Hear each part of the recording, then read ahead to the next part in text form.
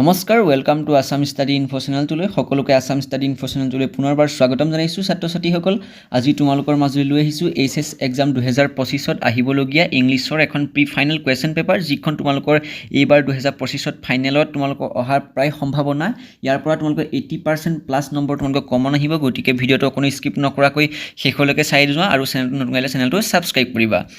আৰু তোমালোকক যদি পিডিএফ লাগে এইচএছ ফাইনেল এক্সামৰ কাৰণে আৰু এছএছএলসি এক্সামৰ কাৰণে মই বনাই থোৱা আছে পিডিএফ ইম্পৰ্টেন্ট কমন 99% কমন গতিকে তোমালোক যদি লাগে এইটো ফোন নম্বৰ তোমালোকে কন্টাক্ট কৰিবা তোমালোকে পাই যাবা অনলি 49 रुपीसত সেল কৰি আছো তো এতিয়া আমি কোৱেশ্চন পেপাৰখন আলোচনা কৰিম গতিকে এইটো ভিডিও নিজৰ বন্ধু বান্ধৱীসকলে শেয়াৰ কৰি দিবা গতিকে বলাই আমি ভিডিওটো আৰম্ভ কৰোঁ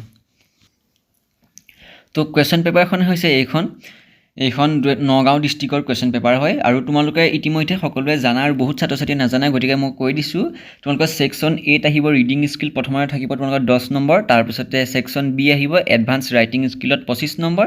আৰু গ্ৰামাৰত তোমালোকৰ 20 নম্বৰ আহিব সেকশন সি আহিব আৰু সেকশন ডি তোমালোকৰ টেক্সট বুক আহিব 49 অল টোটাল তোমালোকৰ 100 মাৰ্কছৰ এক্সাম হ'ব আৰু 30 মাৰ্কছ তোমালোকে পালে পাস কৰিবা তো এতিয়া আমি কোৱেশ্চন কিটা চাইছো দেখিছা তোমালোকৰ সেকশন এ আছে ৰিডিং স্কিল 10 নম্বৰ আহিব আৰু কোৱেশ্চনটো চাবা ইয়াত কোৱেশ্চন নম্বৰ 1 ত কৈছে read the following passage carefully and answer the questions that follow তো তোমালোকক এনেকুৱা ধৰণৰ এটা পেজ লিখি দিব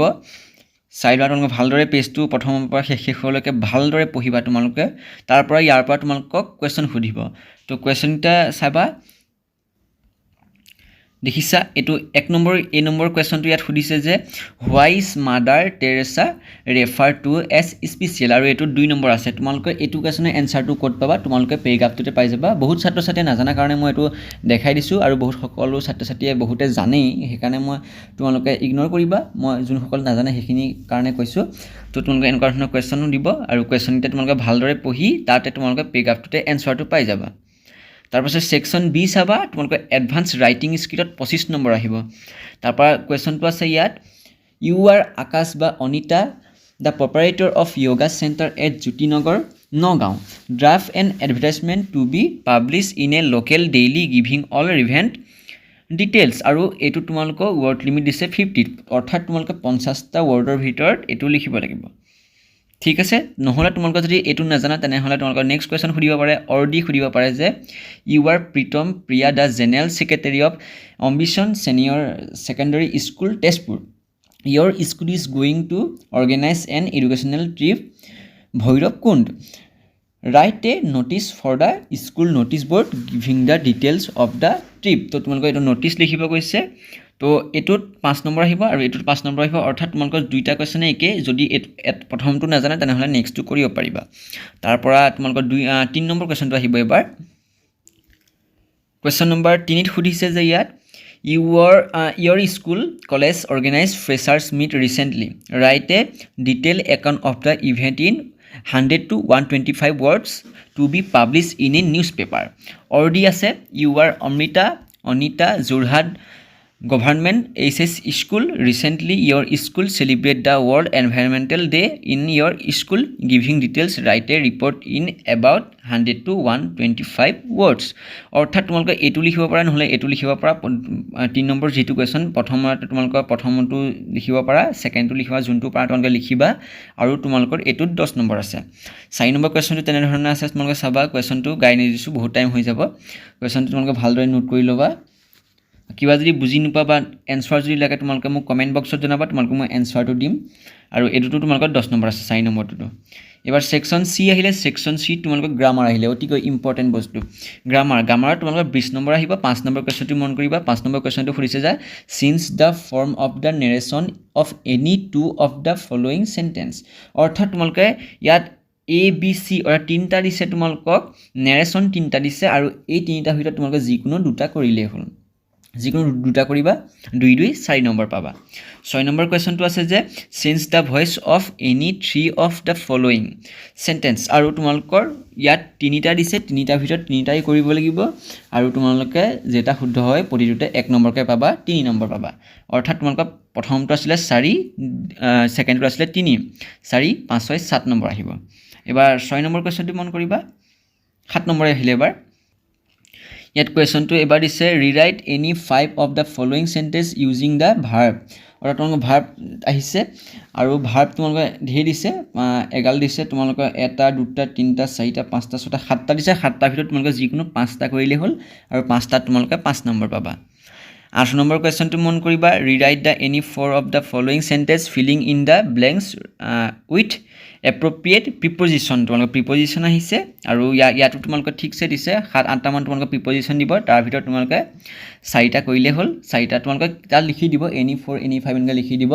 তোমালোকৰ 4 নম্বৰ আহিছে আৰু 9 নম্বৰ কুৱেশ্যনটো মন কৰিবা 9 নম্বৰ তোমালোকে ভালদৰে স্ক্ৰীনশ্বট মাৰি লিখি লোৱা কুৱেশ্যন এটা এইকেইটা অতিকৈ গুৰুত্বপূৰ্ণ কুৱেশ্যন হয় কাৰণ তোমালোকৰ প্ৰি ফাইনেল এক্সামৰ পৰাই বহুত কুৱেশ্যন আহে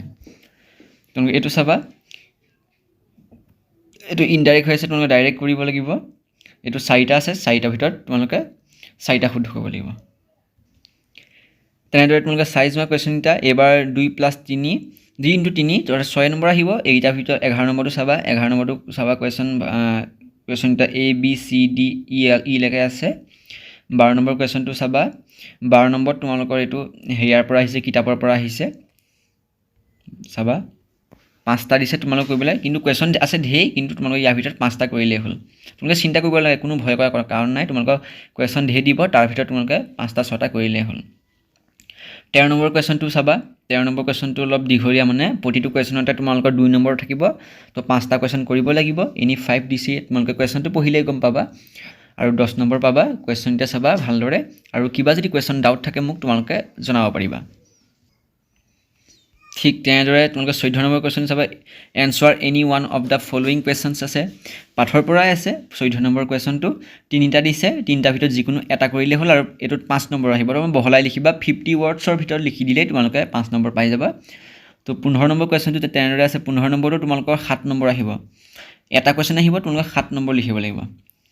মানে 7 নম্বৰ কাৰণ লিখিব লাগিব 125 নহলে 150 ভিতৰত তোমালোকে লিখিব পাৰিবা তোমালোকে 7 নম্বৰ বিন্দাস পাই যাব মেইন কথাকিটা সোমালে